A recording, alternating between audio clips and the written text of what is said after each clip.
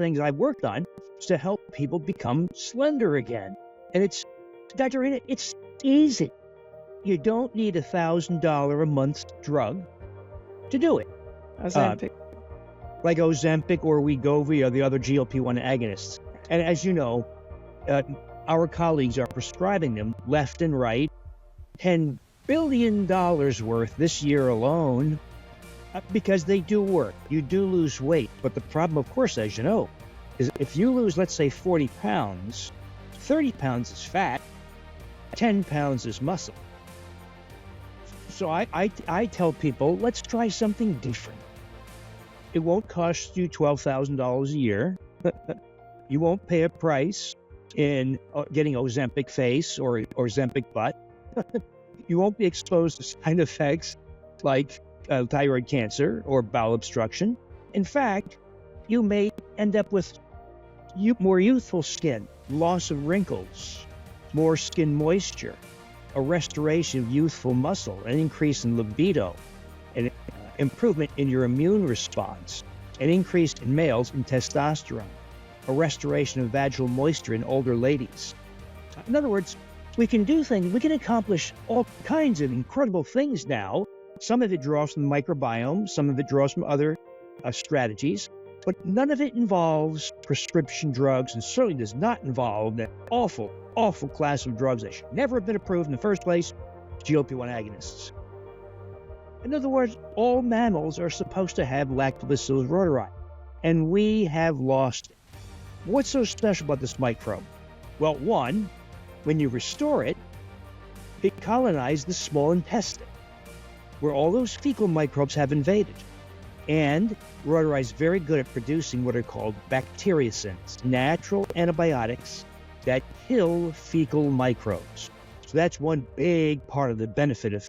And when you reduce the fecal invasion of fecal species in the small intestine, thereby reduce endotoxemia, abdominal fat shrinks. You regain muscle. Your blood pressure drops, your blood sugar drops, anxiety is reduced, depression is reduced, suicidal impulses are reduced.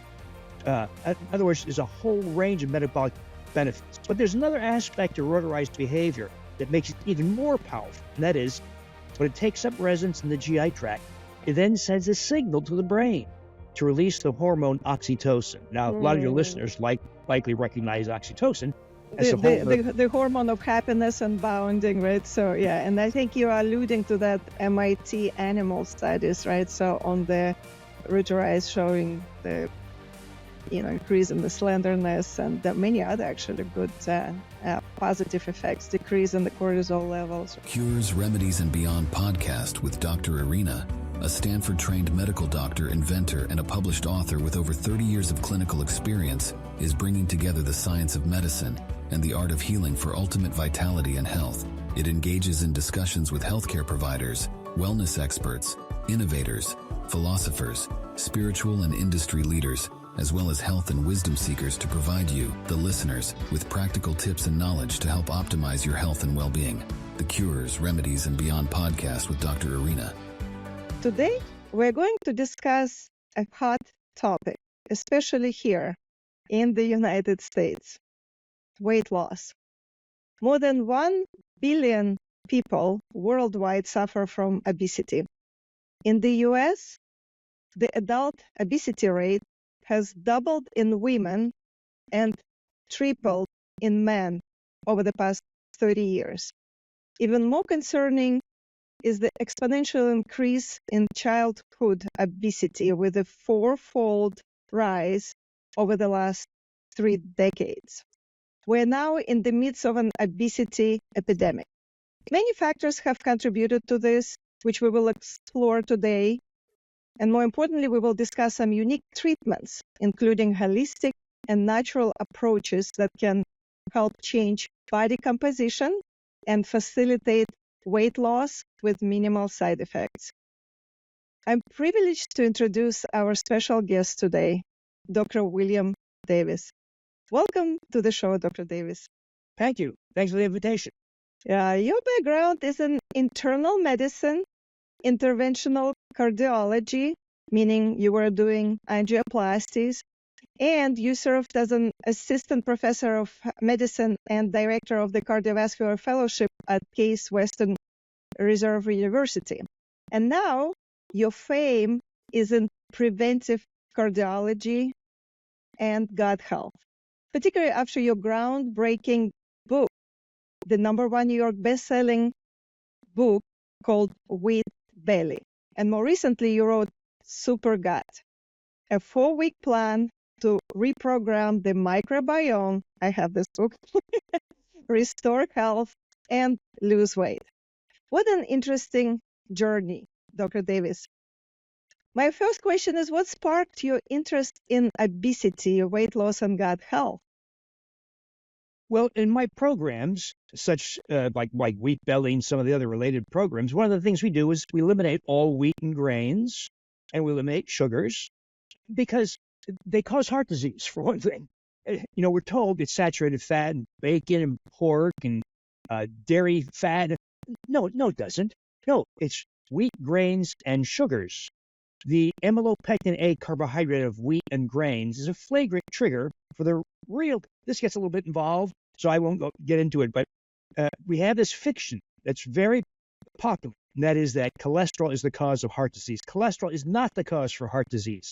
Cholesterol is meant to be nothing more than a crude marker for the kinds of particles in the bloodstream that do cause heart disease. And that's mostly, there's a number of them, mostly small LDL particles, not low LDL cholesterol. LDL cholesterol is meant to be an indirect way to guesstimate how many LDL particles there are. But we can actually measure LDL particles. Well, it's the small LDL particle that's unusually persistent in the bloodstream. It's unusually adherent to the arterial wall. It's unusually inflammatory. And so what causes small LDL? If someone has coronary disease, had a heart attack, had a stent put in, survived sudden cardiac death, serious stuff, right? Yeah. And you did a lipoprotein analysis, which we've been doing for 30 years. Dr. Irina, 30 years. So cholesterol testing should have been discarded as outdated decades ago. But it makes too much money for the pharmaceutical industry, so it sticks around. But if you did the real test, lipoprotein testing, like NMR is one method, there's some other methods, you'll see that people with heart disease have small LDL particle numbers of something like 1,800, 2,400 nanomoles per liter, number of particles per liter.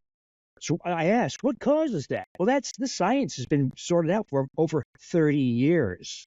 And 55 clinical trials have shown that small LDL is a dramatically superior marker for heart disease risk over LDL cholesterol. But small LDL doesn't lead to drugs. It leads to nutrition and diet and some supplements.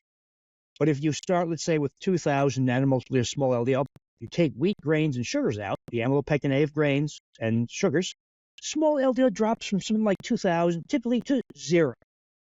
Or another small number. In other words, it's so easy to correct, and it doesn't make anybody any money. That's why no one talks about it.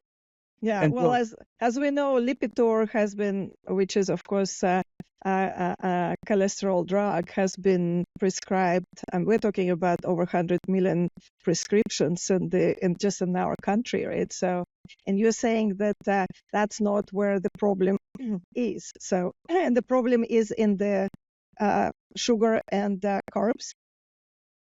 Absolutely. And amplified by all the phenomena we see around us. Obesity, abdominal fat, insulin resistance, the process that drives risk for all these diseases, including type 2 diabetes, heart disease, dementia, and breast cancer, and others, and inflammation. So if you want real control over heart disease, you focus on eradicating small LDL particles and the factors that cause insulin resistance and inflammation.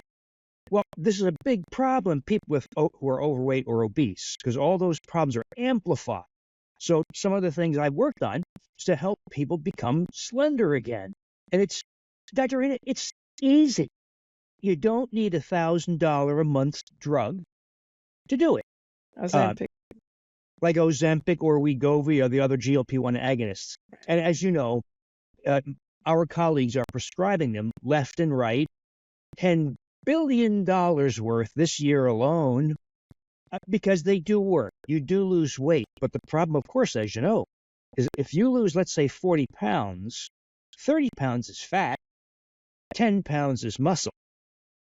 So And you're then saying that we actually, with Ozempic, people lose not just the fat, but they're losing muscle mass. That's how they actually, in the ultimate BMI markers or total weight decreased, but you actually have a different composition of the lost mass. So, which is actually, as you mentioned, causing, muscle loss. So, and lots of people don't know that. So if you lose 10 pounds of muscle out of the 40 pounds total lost, that means, 10 pounds of muscle is a lot. I tell people, think about 10 pounds of ground beef on your kitchen table. It's a lot of muscle. And when you lose muscle, it turns down your basal metabolic rate. That is the rate at which your body burns energy for the work of living, like breathing and digestion and manufacturing proteins. So let's say a woman pays $12,000 to lose 40 pounds. 10 pounds of which is muscle. She stops the drug because most people can't afford this kind of money forever. She stops the drug. She regains 32 to 34 pounds of fat. So she's fatter than she was at the start, and she doesn't regain the muscle, minimal regain of muscle. So her metabolic rate is now much lower, typically about 25% lower. And it's essentially permanent. It doesn't come back. And that means people will maintain a low-calorie lifestyle, like 1,200 or 1,400 calories per day, which is misery, right? It's terrible. You feel awful. But you maintain a low-calorie diet and even an exercise. I know people who've done 2 hours a day, 6 days a week of resistance and training and aerobic exercise, and they still, almost every last one of them, regain the weight, mostly as fat. Now, even worse, their level of insulin resistance, their blood sugar, their blood pressure, their inflammatory markers, all those things are worse now than they were before they started the drug. So this theoretical person, paid $12,000 to be less healthy. That is what the FDA approved, a class of drugs that damages health. Now, another choice, if that's true, well, she has another choice. She could stay on the drug forever and be exposed to all the adverse side effects like bowel obstruction and thyroid cancer, as well as nausea and vomiting. But she's going to have to deplete her savings. And so this is the choice that the pharmaceutical industry and most of our colleagues have put before their patients. And basically what you're describing as now a lot of people experiencing is the Ozempic rebound, right? So like people actually, after stopping this drug, experiencing weight gain again, but at that point, they're even in a worse shape because they lost a substantial amount of the muscle mass. And as you said, that Ozempic, which is semaglutide, so in the Trulicity, Victoza, and all this other, they are the same exact mechanism of action of the GLP-1 glucagon-like peptide agonist. So, and we know that it regulates blood sugar, appetite, digestion, and as you said, that there is a significant side effect profile, like, with the thyroid cancers, right? So not to mention that there is a sagging and aging facial skin, due to the loss of the facial subcutaneous fat, giving this hollowed appearance. And people also even describing that, besides Ozempic face is the same Ozempic butt, so sagging and wrinkling skin in the buttocks. So, and I think a lot of people don't understand that. I mean, the side effects are quite significant, not to mention also like vision changes related to the diabetic retinopathy type of thing, gallbladder diseases, including gallbladder stones, and etc. So, yeah, that is really interesting. So I tell people, let's try something different. It won't cost you $12,000 a year. You won't pay a price in getting Ozempic face or Ozempic butt. You won't be exposed to side effects like thyroid cancer or bowel obstruction. In fact, you may end up with more youthful skin, loss of wrinkles, more skin moisture, a restoration of youthful muscle, an increase in libido, an improvement in your immune response, an increase in males in testosterone, a restoration of vaginal moisture in older ladies. In other words, we can do things, we can accomplish all kinds of incredible things now Some of it draws from the microbiome, some of it draws from other strategies, but none of it involves prescription drugs and certainly does not involve that awful, awful class of drugs that should never have been approved in the first place, GLP-1 agonists. Yeah, and it's exactly, and we're going to get to your specific treatment recipes that you alluded to, but before we do that, so I just want you to kind of describe to our listeners the difference between different types of fat that we actually accumulate in our body, right? So there is a visceral fat, which is obviously we know as a bad metabolically active fat, and the subcutaneous fat. So, and they have different not only composition, but the outcome, long-term, side effect to our body and metabolism. So could you explain a little bit the differences? Sure. So subcutaneous fat is fat just beneath the skin. Could be in the neck, could be in the chest, or buttocks, or thighs. It's the spongy fat you can push with your finger. You push on skin. And that's relatively benign fat. It doesn't really do very much. It might not be aesthetically pleasing. And of course, it adds to the weight on your weight-bearing joints like knees and hips, but it's not really all that metabolically active. It's abdominal visceral fat. That is fat that encircles your abdominal organs like the small intestine and colon, pancreas, liver, etc. This is much different. It's very metabolically active. It's a source of insulin resistance that causes weight gain. It's a source of inflammation, and is associated with numerous health conditions. It's gotten so bad, Dr. Irina, that when you develop abdominal visceral fat, you start to put fat in other places too. Bad places like your knees and hips and your pancreas and around your heart and around your kidneys. And when those so-called ectopic fat locations, so if you have a globule of fat in your hips, for instance, you can see it on an MRI, by the way, it accelerates the deterioration of your joint cartilage, and it takes you faster to bone-on-bone arthritis.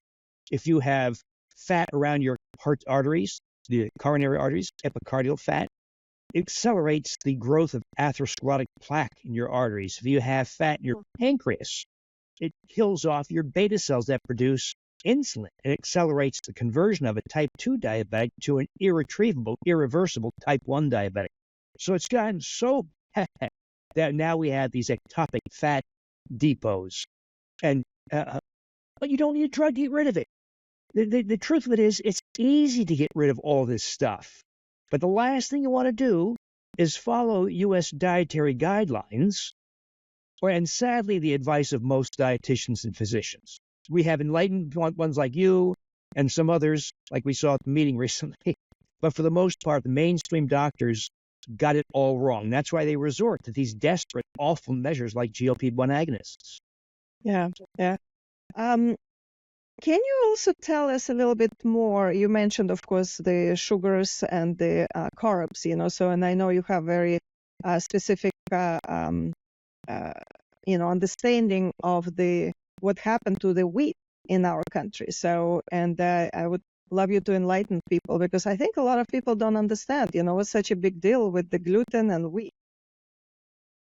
Well, modern wheat is very different from traditional wheat. So the original ancestral form of wheat, it's called einkorn wheat, is a 14-chromosome plant. It grows wild even today in the Middle East.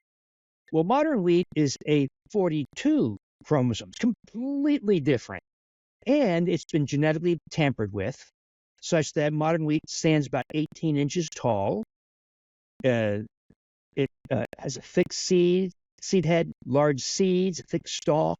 It looks very different. It is biochemically very different. And among the effects is the gliadin, people say gluten, but it's the gliadin protein within gluten that has many adverse effects. It's the initiating factor in many autoimmune diseases, like type 1 diabetes and rheumatoid arthritis.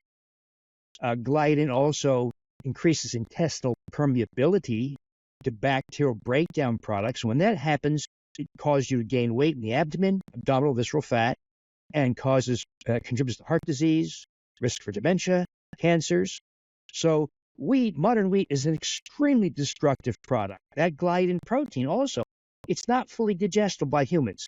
See, wheat and grains are seeds of grasses. And while goats, mules, and horses and cows can digest, humans cannot fully digest the seeds of grasses. So that gliadin protein is digestible only down to 4 or 5 amino acid long peptide fragments. If we eat a piece of beef or an egg, we break those proteins down into single amino acids. That's how it's supposed to be. So you can convert that to the organs of your body. When you consume the gliadin protein of wheat, you can't break it down further than 4 or 5 amino acid long peptide fragments. So those peptide fragments have opioid properties, and they cross into the brain and bind to the opioid receptors, but they don't make you high. They act as appetite stimulants. So in effect, the advice to cut fat, saturated fat, eat more healthy whole grains is inviting opioid-driven appetite stimulation. And that's why it's so difficult for people on a modern diet to control their appetites and their impulses, because they're being given a very potent appetite stimulant, and modern wheat appears to have worsened that effect. And there's other problems with wheat also. So another protein is called wheat germ agglutinin. It sounds like gluten, but it's agglutinin because when it contacts blood, it causes blood clotting, agglutination. Well, wheat germ agglutinin is completely indigestible. It's 200 some amino acids long. It remains intact when you consume it, and it goes out in the toilet intact. Its passage through the gastrointestinal tract, it's very damaging, very destructive to the intestinal wall. It essentially strips the absorptive villi, hair-like projections that cause absorption of nutrients. So wheat germ agglutinin is indigestible and is very damaging. We have phytates. Phytates will bind. Oh, I should mention, and wheat germ agglutinin has been markedly increased, because farmers love it because it fights pests off in the plant, but it's also toxic to humans. So they inadvertently increase the gastrointestinal toxicity by increasing the wheat germ agglutinin content. Wow, and I remember reading, as you mentioned, that the amount of the gluten in the modern wheat is like 40% higher than it used to be even 40, 50 years ago for the same reason. So it creates more yield, so for the flour and etc. So it's also, of course, driven by the industry, unfortunately, not to mention pesticides. Wow. And you're saying that actually causes the leaky gut syndrome, which you mentioned, that increase in the intestinal permeability. So, Yeah, a lethal combination is consumption of modern wheat and dysbiosis or SIBO, small intestinal bacterial overgrowth. A very, very common situation in which, because we've lost so many positive or healthy microbes in the gastrointestinal tract, it's allowed the excessive proliferation of fecal species like E. coli, Pseudomonas, Campylobacter, Citrobacter. These are species that have overproliferated, then ascended into the small intestine. Small intestine is not equipped to deal with that. The colon is, but not the small intestine. The small intestine is very permeable because that's where we absorb nutrients like vitamins and minerals and amino acids. But when fecal microbes invade the small intestine, it inflames the intestinal wall, and bacterial breakdown products, especially something called lipopolysaccharide endotoxin, enters the bloodstream. Combine that extremely common situation that applies to at least 50% of all Americans now with consumption of modern wheat, thereby the gliadin protein that increases intestinal permeability. Now you have a lethal combination that virtually ensures weight gain and abdominal fat, increase your waist circumference, high blood pressure, increased heart disease risk, increased potential for cognitive impairment, increased or accelerated breakdown of your joint cartilage, increased breast cancer risk, other cancer, on and on. So we've created this. This is a man-made situation. This didn't happen because a meteor hit the Earth or something terrible. It's something that humans created. Yeah, that is such a serious problem, obviously, so that you mentioned endotoxemia, right? So we're basically, gradually poisoning our own body because of the increase in this permeability or absorption of substances that are not supposed to be inside of our, blood, right? So because the gut villi, as you mentioned, only has like pretty much one cell lining, right? So it's very tender. It's very fragile. So and it's very easy to disrupt. But you have a solution, and I would love to hear a little bit more after we take a very quick break. This podcast represents the personal views and opinions of the host and the guests and does not constitute medical advice. The statements contained in this podcast have not been evaluated by the FDA. Any products or treatments mentioned are not intended to diagnose, treat, or prevent any disease. Cures, Remedies, and Beyond podcast with Dr. Irina is bringing together the science of medicine and the art of healing for ultimate vitality and health. Okay, so now I guess I really would love you to explain how do we fix it, because I know that you do have quite incredible solutions for this problem. Well, there's a number of steps people can take. And I love giving people ideas, strategies that you can do in your own kitchen or in your own home at minimal cost. You don't have to contact your healthcare insurer, that stuff. And one of the things that we have to understand is we've all lost hundreds of species of bacteria in our gastrointestinal microbiomes. The natural ones, yeah. The beneficial, the good ones, yeah. And those good guys suppress the unhealthy microbes, those fecal microbes mostly. And when that happens, they ascend into the small intestine.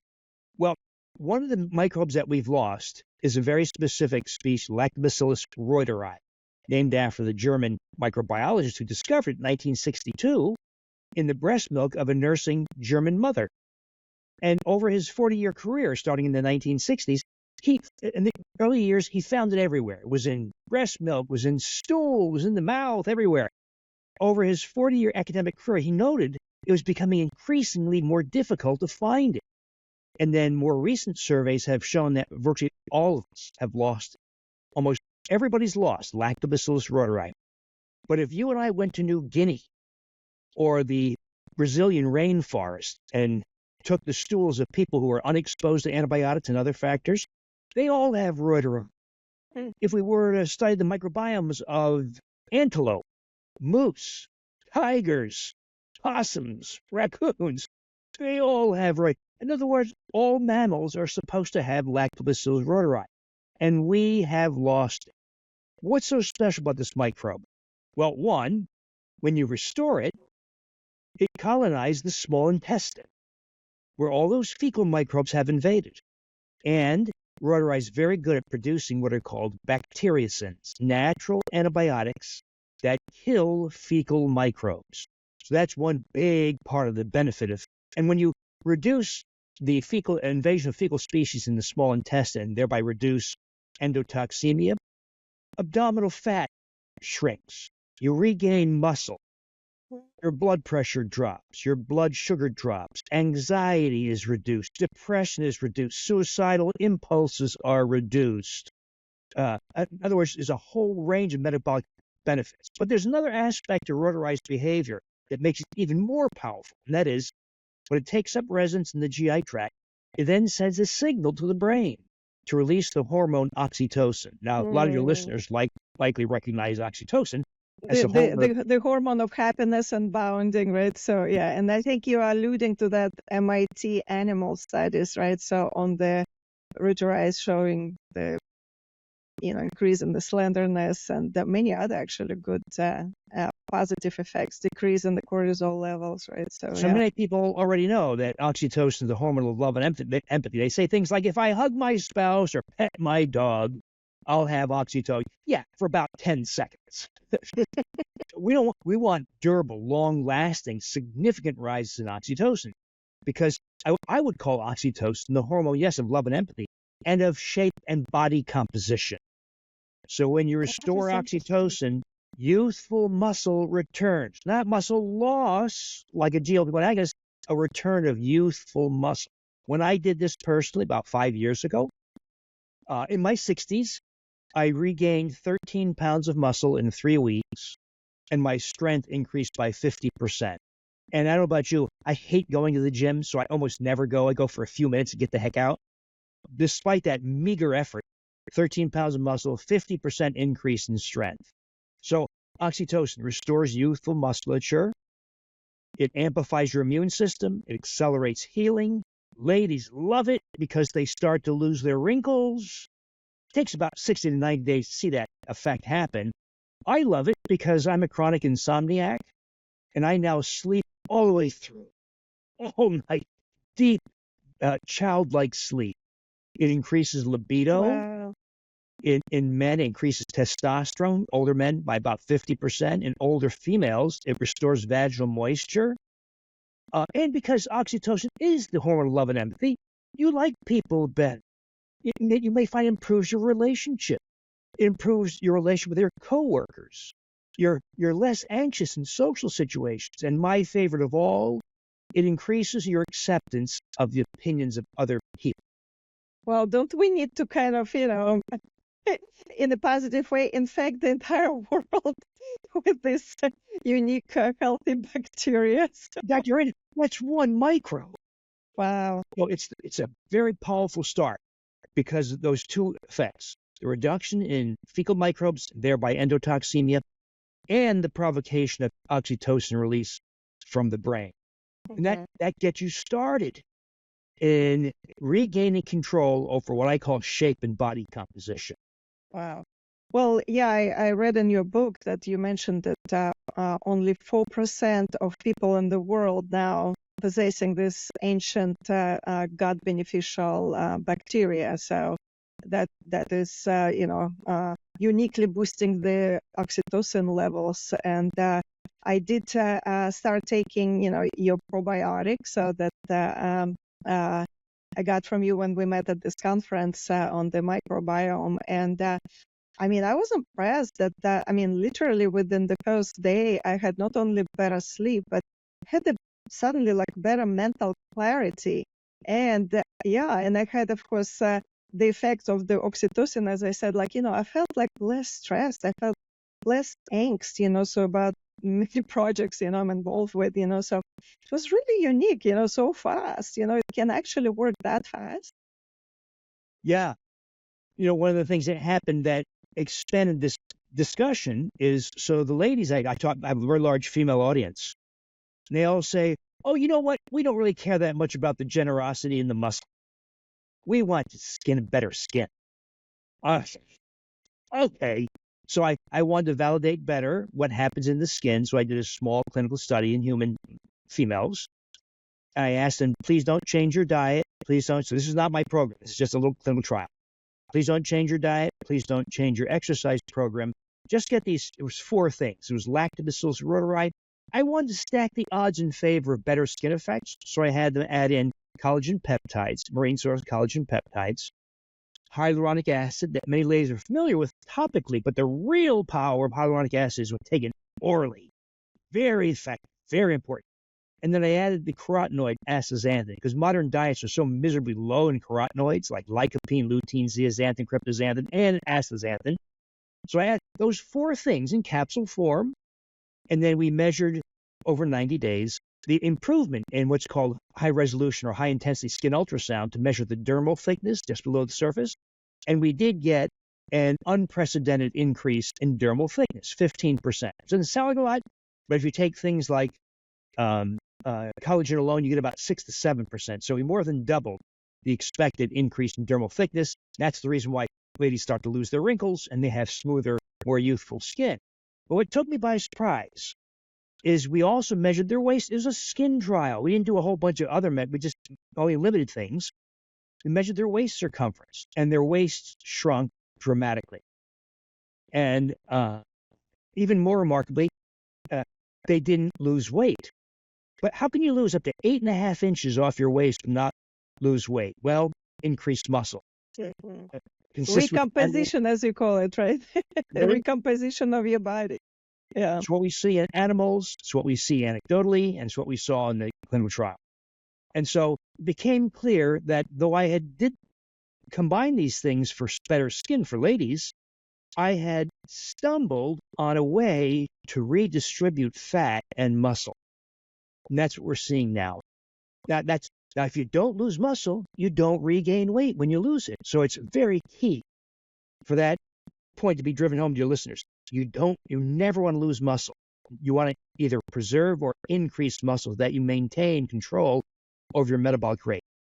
Yeah, because now we know that sarcopenia or loss of muscle mass, of course, contributes, to shorter lifespan, and more importantly, you can't really take care of yourself when you're younger. You can't even get up from the toilet seat, or walk, and that is the biggest, of course, issue. So, yeah, and what I liked reading in your book about that MIT animal studies that this Lactobacillus reuteri showed lifelong slenderness in animals, as well as you mentioned, thicker skin and actually more hair, which was interesting, in addition to decreasing the cortisol levels. So that to me was so impressive, because we're all chronically stressed out nowadays, right? So in our industrialized society. So, and just with this one unique bacteria, you're reversing so many different things all at once. So that's really remarkable.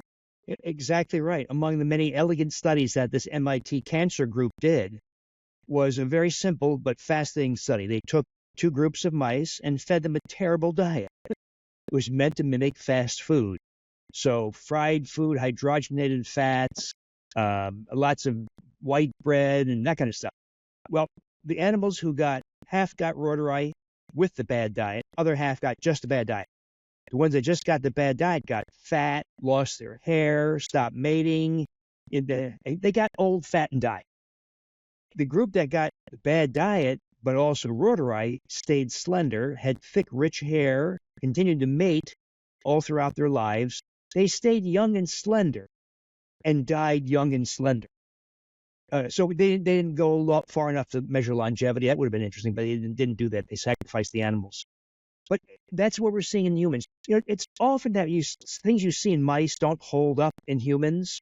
In this case, so far, every observation made in mice has held true in humans. So we're seeing the restoration of muscle. I can't say we all regain hair, but some people do regain hair. You will find your fingernails and toenails growing faster as a reflection of skin health. Those are forms of skin, of course. Skin healing is accelerated. Dermal collagen is increased. Libido goes up. Testosterone, vaginal moisture, amplification of the immune response.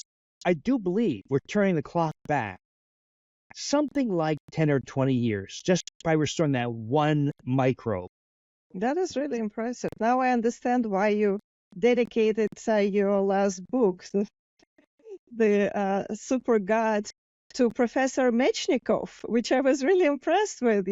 As I'm from Europe, and I'm very well familiar with, of course, work of Professor Mechnikov, a biologist who over a century ago, as you said in your book, was the first to recognize the power of the microbiome in health and aging. And as you added, who also had a love for yogurt. Is that real? That's right. So one of the things, when I first started doing this, I wanted to get my hands on the same species and strain that the MIT group had. And it was being produced by a Swedish company called BioGaia. And it was a product called Gastrus, Gastrus, made for infants, because they had done some studies to show that that strain of reuteri reduced infant regurgitation of breast milk and formula. It accelerates recovery from diarrhea after an antibiotic. Okay, interesting, but not that interesting. So I got that strain, but they sell it at such low counts made for newborns and infants that I wanted to increase the numbers.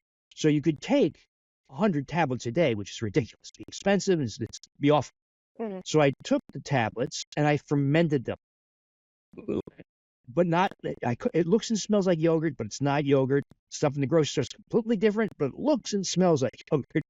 So we're going to ferment it, but we're going to use my method of prolonged fermentation. So Lactobacillus reuteri. So as you recall, Dr. Irina, microbes don't have sex. There's no male and female microbes. They just double themselves. So reuteri doubles every 3 hours or so at human body temperature. So we're going to keep reuteri at human body temperature and let it double 12 times. And when you do that, and I count the microbes using something called flow cytometry, laser-assisted microbial counting, we get 300 billion per 240 cc's or half cup serving. So we get these huge counts. And that's part of the reason why I believe we're seeing these extraordinary effects, because we're introducing very high counts that most people had no idea. BioGuide had no idea these effects play because we're using very high microbial counts. And that's become kind of the rule around here.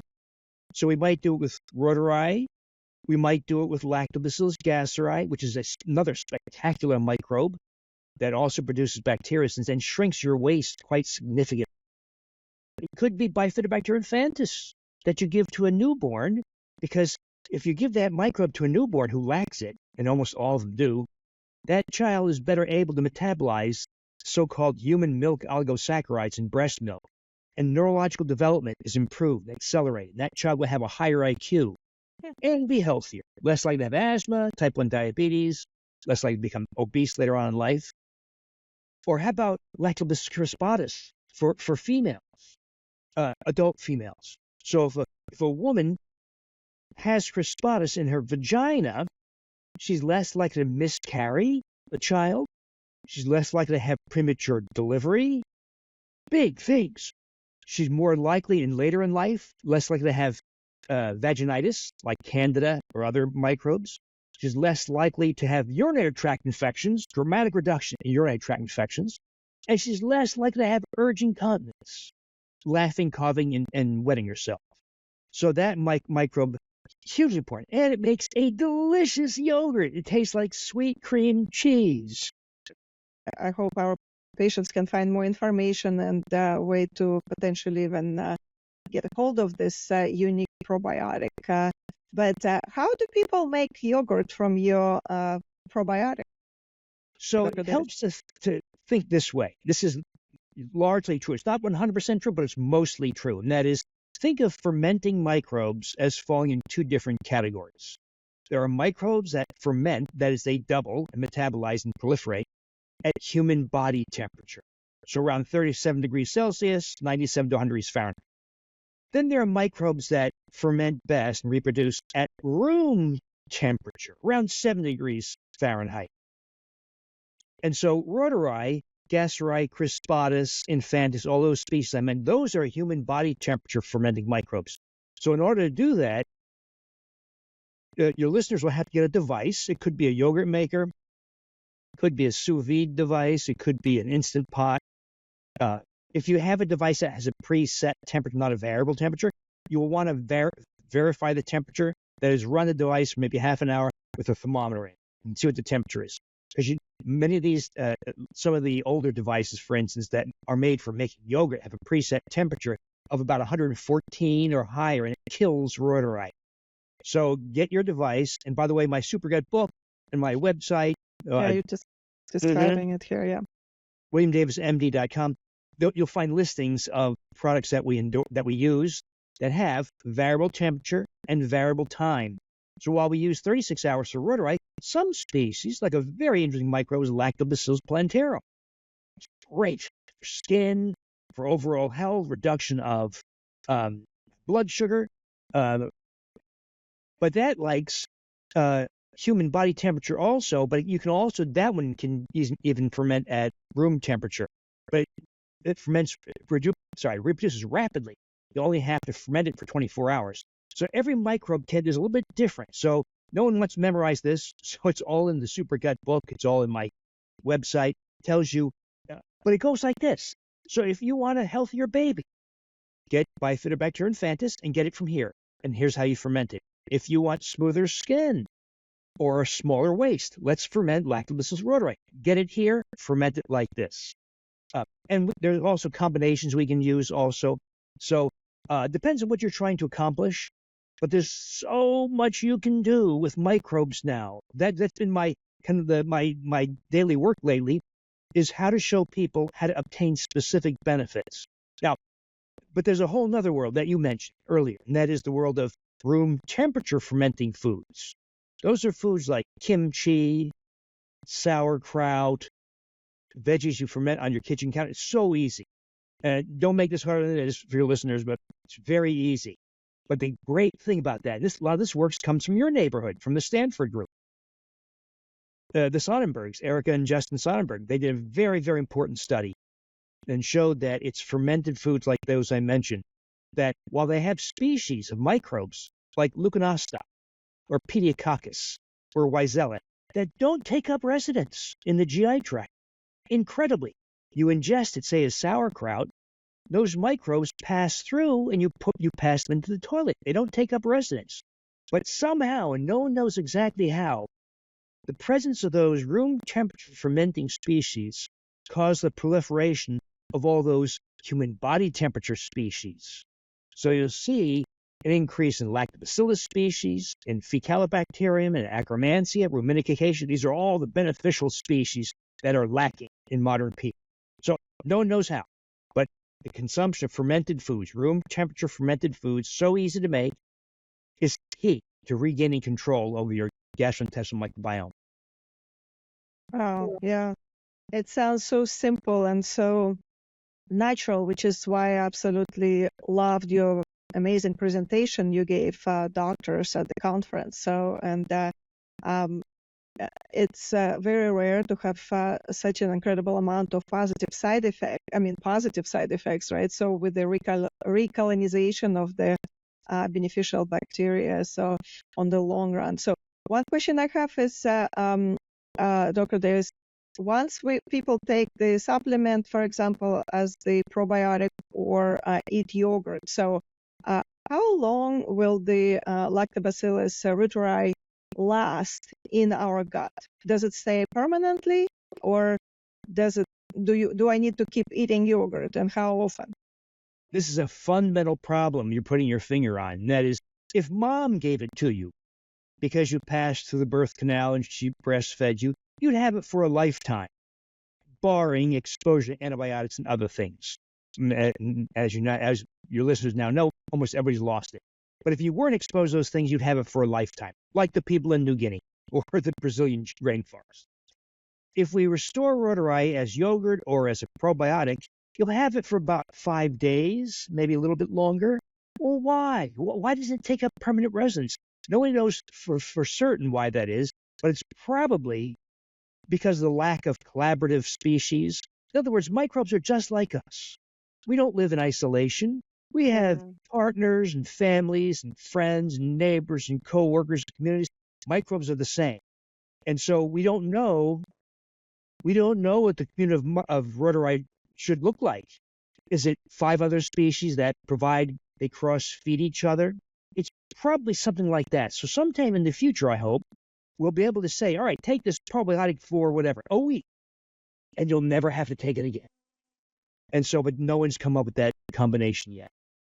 Yeah. Oh, that's not bad, actually, to have a pleasant, yummy yogurt every 5 days, so I'm in, so to speak. But as you mentioned, so some other bacteria might be destroying the Lactobacillus reuteri, and that's why we have to keep replenishing it, because we're still kind of surrounded and bombarded by the toxic environments, as we know now in the modern life, so that we hopefully will change in the future. Yeah. So it was such a delightful conversation, really, Dr. Davis, and thank you, for helping us to understand how we can really reprogram our microbiome, hopefully decrease the incidence of leaky gut syndrome or SIBO and many other, health issues, not to mention, of course, how can we all stay slim and happy with the remarkable beneficial bacteria. So, yeah, I really appreciate our conversation. Thank you. Thanks for having me. Yeah, it was a pleasure. And thank you for joining us at Cures, Remedies, and Beyond, exploring science and wisdom of health and healing. We hope to see you next time.